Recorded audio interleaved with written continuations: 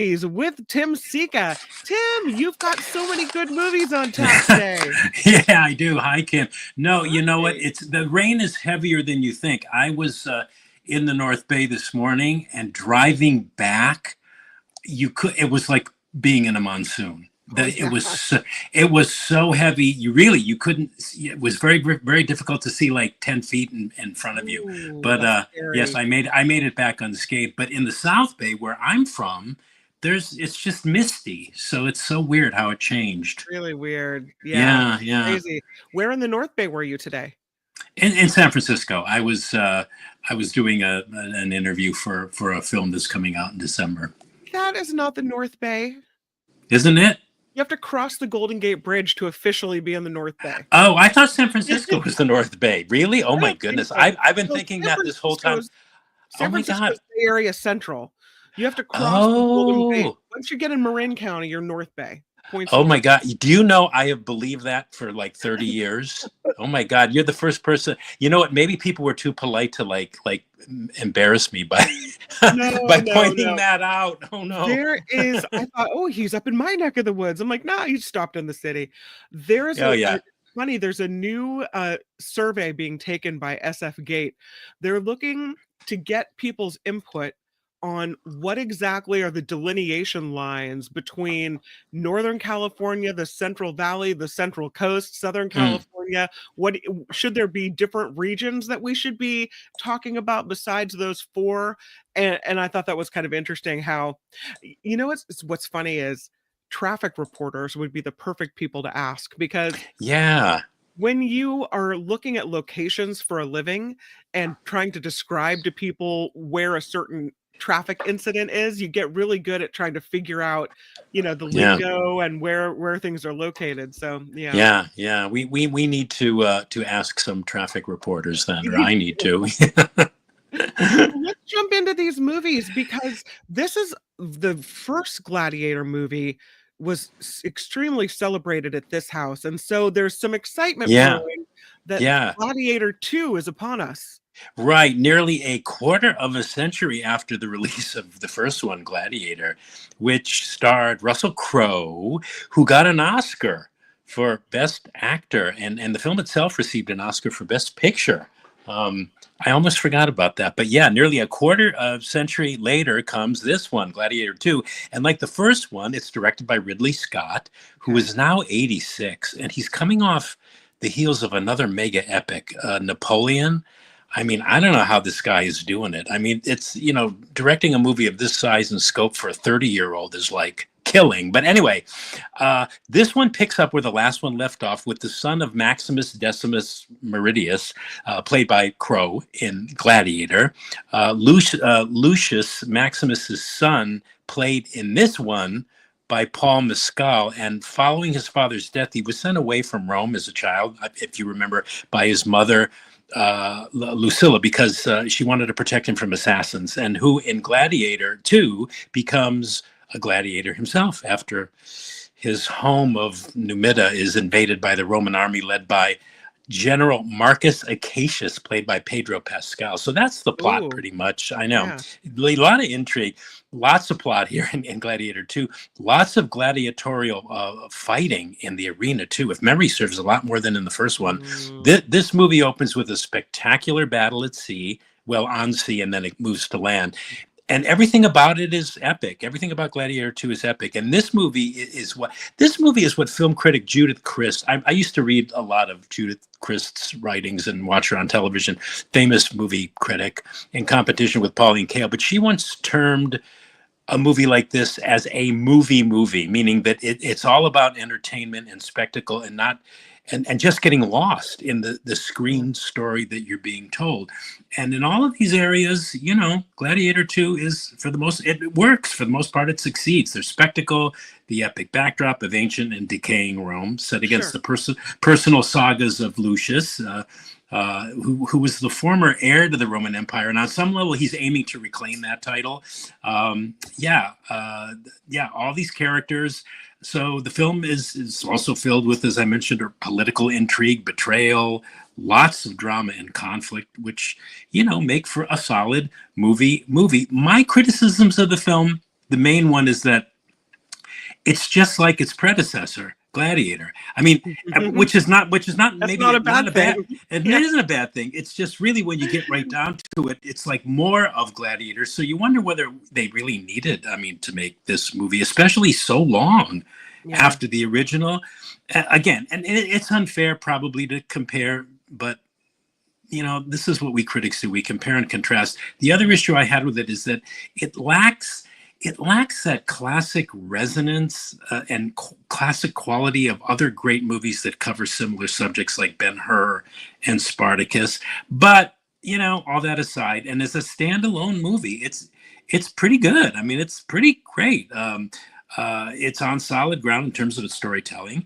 How a man of 86 years, Ridley Scott, manages a film of this scope is beyond my capacity to fully grasp. I mean, so from that standpoint alone, it's just impressive. The scale of this thing, your jaw drops at every other scene. It's Yeah. violence, the Oh, barbarism of the arena. I mean, the yeah. Roman Colosseum is on full display here. I The mean, there's first one even a was too, right? yeah, Yeah. yeah. There's even a scene, and this is historically accurate, where they flooded the Colosseum with sharks, and they would pit the gladiators. They would put the gladiators in like a boat, and they would be pitted against Roman soldiers who would be like, shooting arrows at them and stuff, and Wow. getting them to fall out of the boat so that the sharks would eat them. I mean, really, what it must have been like That's to crazy. live through that time for certain people, like the conquered and the slaves. I mean, what a time to be alive. Anyway, in the end, good conquers evil, justice is served, and that's a message many of us are craving to hear and believe right now. So at the end of the day, I recommend it. There's nothing wrong with this picture. I mean, it's solid, and I think if you loved Gladiator, you'll like this one too. And if you've not seen Gladiator, this stands alone as its own animal. So So I have a couple questions for you. yeah, yeah, First of yeah, yeah. all, I can I can pick something wrong with it, which is no Russell Crowe, right? No, I mean, there's a couple flashbacks to the original, but no, I mean, because well, spoiler, folks, if you haven't seen the first one, he dies in the first one. Okay.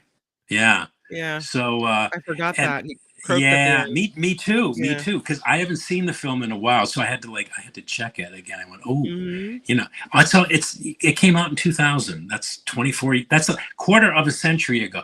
It's Wow. interesting how they're making a lot of movies like Beetlejuice too. All these movies are coming way, way later, and you wonder like what the thought process behind them is because Maybe nostalgia or, we don't know what's going to do well, so let's look to what did well in the past and, yeah, yeah, yeah. yeah. Well, nostalgia, yeah, for people our age, Mhm. I mean, Yeah. that wanna. But anyway, it's a good film. And I think it's even more amazing when you think a man of 86 directed it. It's just, I mean, you would never know that. You would think the director's like 35 years old, you know. Okay. So yeah, good movie. Alright, so that's Gladiator II. This one I hadn't heard of. It's called the Bonhoeffer Pastor Spy Assassin? Yeah, this is a really it's kind of a lousy title. I mean, I kind of know why they did it, but the story is so interesting. It's a dramatic biopic of German theologian and anti-Nazi dissident Dietrich Bonhoeffer, who was a German Lutheran pastor. He was a theologian, and he was a key founding member of what became known as the Confessing Church, which was this movement within German Protestantism in Nazi Germany that arose in opposition to the National Socialist government sponsored efforts to unify all of the Protestant churches into a single pro Nazi German church with Hitler as God. So yeah, so he was a real threat to the right. But anyway, it's a fascinating story. And on that basis alone, I think it's well worth seeing. And then worth doing more investigation into his life. This guy, Dietrich Bonhoeffer, whose books apparently, I have to admit, I didn't know that much about this guy. I had heard of him, like indirectly, but his books have sold countless millions, and those books continue to influence people around the world. And he had the thing about this guy. He had that uncanny ability to see beyond the dogma of religion and to zero in on the religion's essence and the very component, the very thing, the very element, whatever you want to call it, that unites all religions, that all religions have in common. The thing that binds them all together. So this movie is about his life. It's mostly about the failure, the dismal failure of the church to oppose the Nazis. History shows that in hindsight, the church really did at best next to nothing in opposing Hitler, in helping the Jews who were being slaughtered, and the Third Reich in general, allowing it to rise to the surface and flourish. But Dietrich Bonhoeffer didn't. He said there's no way, and he paid for it with his life. Yeah, living by his own creed of silence in the face of evil is evil itself. The print I saw was simply titled Bonhoeffer, but apparently the movie's being released as Bonhoeffer, Pastor Spy Assassin, presumably because it tells you more. I mean, the distributors probably were thinking, well, people aren't going to, what's Bonhoeffer? People are going to go, what is that? Who is that?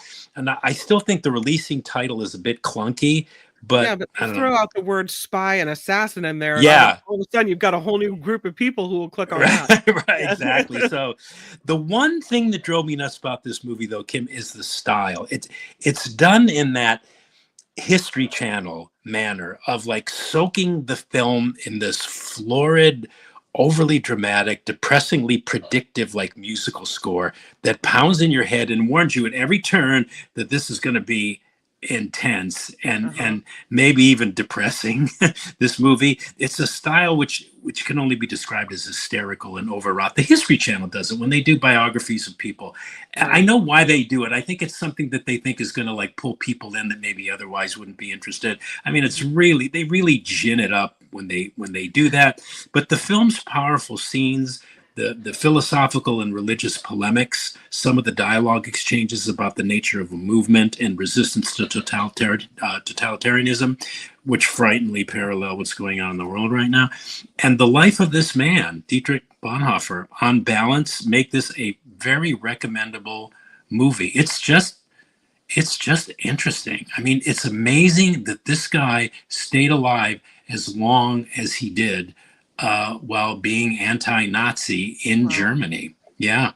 And then this one it's in theaters. It's a longish movie. I think it's like 2 hours plus, but it's never less than interesting. You keep watching it because it's so fascinating. What gives me hope about movies like this is it seems like on one hand, and maybe this is this is stupid to say, but it seems like there were probably, or there, when faced with danger and the threat to your life, livelihood, your family, everyone that there wouldn't have been that many people that took a stand like this and stood up to do what was right in Nazi Germany. Yeah, there weren't. At every turn, though, we learn about them. From a man who helped them in his factory, to Schindler's List. Right. The first time I ever heard of Schindler was when the movie came out. I never heard of this guy, Bonhoeffer. So it seems like, there's always a new movie coming out highlighting someone that was extraordinary during this time. So there may have been a lot more of these folks that stood up than we ever realized. Yeah, a lot of stories still untold. I've seen so many Holocaust movies and have read so much about that period in history. But again, just what you said, a guy like this pops up. I kind of heard about him, but admittedly, I really didn't know the extent of what he did, the danger he kept putting himself in, and his bravery was just, and maybe that's what kept him alive. The Nazis were just, they couldn't find a way to kill him earlier than they would have liked to, because he was so committed to his own convictions. It's just a fascinating story. A lot of good people in the world. Despite it all, right? Gives you hope. So this movie, I have to tell you, I was reading a BBC review. Yes, for your review. Yeah. You know what? It's so interesting because the hype on this movie And the Wicked. marketing on this film has been Mhm. just insane. It's like Barbie on steroids, right? Totally. But Everywhere I'm not, you turn, there are yeah, interviews with these 2, and they deserve all the attention because yes, they're amazing performers, but the BBC review, I'll tell you what it said yeah. before you get started. Wait a minute. Wasn't it something like they thought it was like it's too self important or drawn out or Yes, you something? got it. Too Yeah. self-important, and they were shocked that it was so long and it's only part 1. So it's not even you don't get the full play even. They've broken it No, into 2 parts. no, you don't. But I'll tell Mhm. you what, you don't. It's such a standalone movie. You can see why they only give you part one because for one, it's long, but they Okay. couldn't have done it any other way. And I was skeptical about that too. But anyway, yes, we're talking about Wicked, right? Wicked. uh, and I think Wicked is the first film of this year that I've actually seen twice in the theater, and I'm glad I did. If for nothing else, then every time I do this, it reminds me of how giving a film a second chance can reveal things that you might have missed the first time around, Oh. get you to see it and experience it in a different way. It's always same film, but the circumstances surrounding the viewing different. So anyway, I should say for people that don't know, probably everybody knows this already, but for those who don't, Wicked is a musical. It's a traditional book musical, which means that characters in the beginning, middle, or end of a scene might break out into song to express emotions, to reveal more of their characters, or propel the narrative forward. And it's based on the still running on Broadway show. I didn't realize it was still running on Broadway. I think Mhm. it's like in its 15th year. Hugely popular. It's a loose adaptation of this novel, 1995 Gregory Maguire novel called Wicked: The Life and Times of the Wicked Witch of the West, which in turn was based on L. Frank Baum's The Wonderful Wizard of Oz and its 1939 film adaptation, The Wizard of Oz, which is a movie probably seen by more people on the planet than any other movie. Maybe save Gone with the Wind. But anyway, this musical Wicked is told from the perspective of two witches, Elphaba and Galinda, Mhm. before and after Dorothy's arrival in Oz. And it explores Galinda and Elphaba's friendship, their complicated friendship. Elphaba, who becomes the Wicked Witch of the West, and Galinda, who becomes Glinda, the Witch of the North. Okay. And okay, so yeah, okay. I don't want to go on too much about this. I'm going to walk everybody through this. I've always had problems with this piece. For some reason, I avoided ever seeing the play for reasons too complicated to go into. Now, I actually had press tickets for 3 different performances over several years, and something said, I don't want to go to that. I don't know why. I tried reading the book that it's based on, and I couldn't finish it. I always thought the score was not especially good. It seemed to rip off other better composers and other better musical play scores. The story itself seemed unappealing to me, too densely plotted, blah, blah, blah, blah, blah. I have to admit, though, that this movie of Wicked is a kind of a revelation to me in all sorts of ways, and is making me want to reread the book, see the play if I ever get the opportunity again, and maybe even see the movie again for a third time. I think this might be, although I may live to regret saying this, Oh, here it I think comes. I think it may be the best stage to screen musical adaptation, well, barring maybe Cabaret, since The Sound of Music, in that there is no trace that this was originally or even ever a stage piece. And that's hard to do, to Mhm. take a theatrical piece and make it into a living, breathing, cinematic experience. And there's moments in this movie that make you want to break out in applause Yeah. in the theater. It's not as good as The Sound of Music. No movie musical will ever exceed that movie's gold standard qualities, but it is impressive. It's directed by Palo Alto's own John M. Chu from Palo Alto, who also Yeah. directed Crazy Rich Asians and the Lin-Manuel Miranda screen musical In the Heights. And I may regret to say this too. I mean, I'm going to go so far as to call it a masterpiece. Ooh. Yeah, I could talk for hours about it, but suffice it to say, I saw it a second time with a friend of mine who is a Wicked expert, and he claimed, and he loved the show. He had high hopes for the movie, but he wasn't holding his breath. He said to me afterwards that it was a perfect adaptation of the show.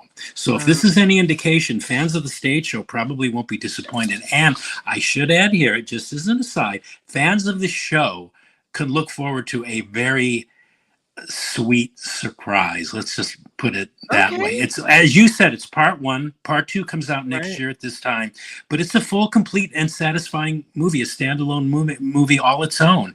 To do the property full justice, they had to do it this way, and when you see it, you'll know why. I'm unsure if it's a movie for wee ones. The first time I saw it was at an Academy screening where industry professionals were invited, and some of them were actually involved in the making of the movie. And the fellow behind me, I don't know if he worked on the sound or whatever, but he brought his wife and his two young girls, and about 2 hours into the movie, I heard the little girl say, "Daddy, I really like this, but when is it going to end?" Oh, Uh, yeah. because Too long for the little ones. it's long. And I'm unsure if it's for a movie for the wee ones too, because there's some scary moments. One in Okay. particular involving the transformation of monkeys into flying monkeys. Right. It's really terrifying. And the length of the movie, it's 2 hours and 40 minutes. That may tax the smallest of the little ones. It's a little top heavy, maybe initially I found it a little exhaustive because it's so big and so, but certainly in terms of scope, ambition, and just overall achievement, I'd be lying if I said it wasn't one of the standout films of this year. Oh. So Teacher Lori says the audience is not allowed to sing along. Apparently, a sing along version is coming out later. Yeah, December 25th, the sing along version will come out, but there are signs at movie theaters Yeah, saying, yeah, please yeah. refrain from singing, which is kind of for like your friend who is the wicked expert. It's hard to hold your tongue when you just want to sing with the soaring music that's in this movie. Yeah, but I'm sure that like a lot of people who maybe haven't seen it would not enjoy No, people. they didn't And come to hear me singing. I No. don't know. Yeah, I don't know how that leaked, because usually with the sing-alongs they have the songs in subtitles so the people that Yeah. don't know them can sing along. So I don't know who leaked that. And and Wicked is not the easiest score to sing along to. It's not like The Sound of Music where the songs just like lay on your Sure. throat and they're so satisfying. The Wicked score is very odd to me. It's very strange. Anyway, yeah, like I said, yeah, I just had a very interesting experience watching this movie. Second time around, I thought, because my colleagues who I were with the first time, they were like raving over it. I said, "Come on, guys, there's so much hype on this movie. Let's talk about it a little bit first." But I think I'm going to come over to the side that it's a must see. I have a feeling it's going to rake in loads of cash. I think people are going to go back to see it again. There's going to be a lot of repeat viewings, and I think it's going to win a lot of awards come Academy Award time. It will definitely win the Golden Globe for Best Musical or Comedy. It's going to, Wow. yeah. Oh, and the acting. Cynthia Erivo as Elphaba is superb. Ariana Grande is just, she nails the part and she's hysterically funny. She's got a beautiful voice. Mhm. Yeah, I mean, Jeff Goldblum plays the wizard. What's her name from Everything Everywhere All at Once? Michelle Yeoh Oh, yeah, plays she's the head amazing. of Shiz. Mhm. She's great. She's such a great actress. I mean, yeah, the only thing you can say about, I mean, I can see where people would find it a little tiring because I found it a little exhausting too. And I love musicals. I mean, they're my favorite Yeah. genre. But What what did go they ahead. do for the Oompa Loompas? What were they CGI'd Oompa Loompas, or how did that work? Uh, Or were there Oompa no Oompa Loompa. Loompas? No, you're thinking of Charlie and Oh, the sorry, I'm Chocolate thinking of Factory. the Yeah. midgets in the Midgetville. I don't know what to call them, the little people. Oh, the Munchkins. Yeah, the Munchkins from Munchkinland. My Well, apologies. actually, in the play, as far as I know, I like I said, I never saw the play, but I read the synopsis of the play. I think there's only one Munchkin character. They're referred to, but we only really see one. So, yeah, no, it's really not a Munchkin story. The Munchkins are Okay. referred to, and there is one Munchkin, I can't remember his name, who's falls in love with one of the other characters. But Yeah. Yeah. I Sorry, mean, Frank, it's I know. And I just trotted out every movie with little people in it. Sorry. yeah, yeah, The yeah. Lollipop So Guild. yeah, the other thing about this piece too, it's kind of a tragedy. It's like a Shakespearean tragedy. There's all this stuff going on with Elphaba, and she really, so far anyway, and I'm not going to give it the way how the second half goes, but when watching the first half just alone, you realize that she was like set up her whole life. And if she does, if she does turn evil, which obviously she does, it was really through no fault of her own, but through society's almost, because Right. she was born green, she was an outcast, people made fun of her. Then when she goes to see the wizard, she finds out that the wizard is lying to her, wants to use her powers. So the first part ends with her sort of taking off and going, nobody's going to manipulate me like this kind of thing. So it's kind of tragic. I mean, and the movie was resonant too because it's about institutions and how leaders lie and misrepresent the truth and give out disinformation. I mean, I'm watching this movie, I'm going, God, it's like what we're living through now, in the US with our politics. So much of Absolutely. this is, yeah. So anyway, Yeah. I people have to go see this. Okay. That's a Yeah. great recommendation. All right. The next one you have is your streaming recommendation for the week, and this is called Pretend It's a City. Yeah, I'm trying to catch up with some of the great stuff that's streaming, and by happy chance, and thank God, I needed this so much this week. I came across this limited documentary series on Netflix called "Pretend It's a City," which just made me laugh. And boy, did I ever need to laugh this week! It was a joy to watch, and even more of a joy to just kind of breeze through in between all of my writing and producing and interviewing and doing all things movies. It's a 7-part from 2021 documentary series directed by Martin Scorsese, Hmm. featuring interviews and conversations between Scorsese and writer and humorist Fran Lebowitz, where she talks to him about what it's like to live in New York City.